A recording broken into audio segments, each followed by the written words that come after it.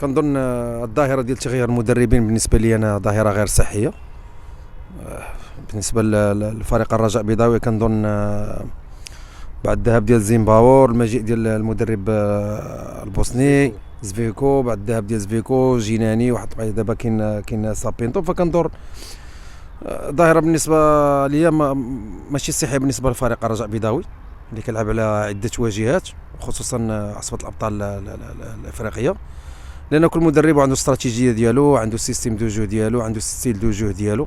انا باش يتادابطوا هاد لي جوور مع شاك فوا كيجي مدرب باش يتادابطوا على الاستراتيجيه ديال كل مدرب، راه خصها الوقت.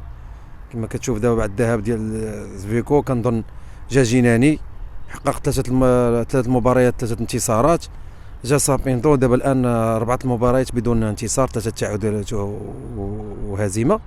هنا كتعرف هنا خصك تعرف بان هاد الظاهره هذه بالنسبه لفريق اللي مقبل على واحد التظاهره اللي كيطالبوا بها الجماهير من شحال، يعني من 99 فريق الرجاء البيضاوي ما فيهش عصبه الابطال الافريقيه. فكنظن هاد المدرب هذا خصو الوقت، وزياده على ذلك فكنظن دائما كنتكلم على هذا الموضوع هذا. فمهما المدرب بغى يجيب مع الستاف ديالو ولا كيفرض الستاف ديالو، حتى الفريق خصو يفرض مساعد مدرب انه يكون مغربي.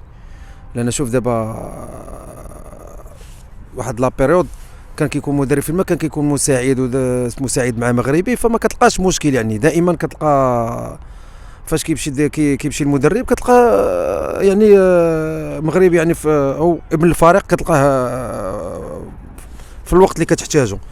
دابا سبيكو بقى جيناني، دابا سابينتون جاب معاه المساعدين ديالو. دابا الان مثلا قلنا هذا السيد هذا ما مشاتش معاه النتائج في المباريات المقبله، غتبقى تبحث عاوتاني على مدرب وتغوت على كما تنقولوا هشام بوشروان ولا واحد اخر باش يشد لك الفريق. الترقيع، سياسه الترقيع باش يبقى يتسناو باش يجيبوا مدرب. علاش؟ كيما هذا المدرب تيفرض عليا انني انا نجيب ستاف ديالي، انا خصني نفرض عليه انه يكون واحد ابن النادي في الستاف ديالو، باش كما قلت لك باش يمشي المدرب راه تلقى البديل. كما شفنا، راه قلت لك كما شفنا دابا لوكا ديال جيناني، راه مشى راه جاب 3 بوان ما جابوهاش مدربين بجوج اللي كانوا، لا المدرب البوسني لا لا لا لا, لا, لا سابينتو. ولكن كنظن خص المسؤولين يتعلموا من هاد الاخطاء هادو. يمكن صراحه المدرب جا في واحد الوقت اللي كان خصو الوقت، جاو مباريات متتاليه، يمكن ما يمكن الاسبوع الاول اللي يخدم مع اللاعبين، ولكن خصو الوقت. ولكن خصو يعرف بان راه الجمهور ديال الرجاء راه ما كيرحمش الا ما كانوش نتائج في المباريات المقبله. فكنظن ما غاديش يصبروا عليه. وتنتمنى بالنسبه لي انا تنتمنى واحد الوقت ان كما تعطات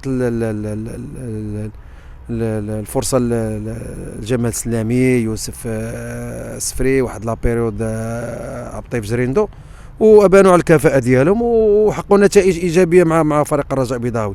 كنتمنى واحد الوقت ان يرجعوا للمدرسه الرجاويه اللي هو ابن الفريق، يكون واحد 2 ولا واحد 3 ويصبروا عليهم كما كيصبروا على هاد. انا غير بالنسبه لي هذا الجمهور اللي تيصبر على المدرب الاجانب، اللهم تصبر على ابن الفريق. وشفنا سلامي راه مده 7 سنوات الفريق ما فاز بالبطوله، جا سلامي فاز معاه بالبطوله، غير بعض المشاكل اللي وقعت من بعد اللي خلاته باش يمشي. هذا الصبر اللي كتصبروا على هاد الاجانب، صبروا على ولاد واحد الفرقه في واحد الوقت واعطيهم فرصه وصبروا عليهم ونشجعهم، وديك الساعه راه كما تيقولوا الميدان حميدان هو اللي تيحكم.